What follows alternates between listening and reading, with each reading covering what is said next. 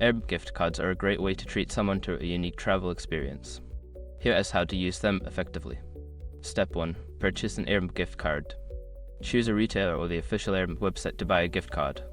Select the desired amount and complete the purchase, ensuring you keep the card or code safe. Step 2. Redeem the gift card. Log into your Airbnb account. Navigate to the Accounts section, then select Gift Cards or Credits. Enter the gift card code and click Redeem to add the balance to your account. Step 3. Browse for listings. Once the gift card is redeemed, start browsing for accommodations or experiences on Airbnb. Use the search filters to find options that fit your preferences and budget. Step 4. Book your stay. Select your desired listing and proceed to book. During checkout, ensure that the payment method reflects your gift card balance. If the total exceeds the gift card amount, you can pay the remaining balance with another payment method. Step 5. Confirm your reservation.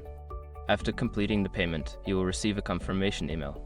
Check your Airbnb account for the booking details to ensure everything is correct before your trip. Enjoy your travels and the experiences that come with using your Airbnb gift card.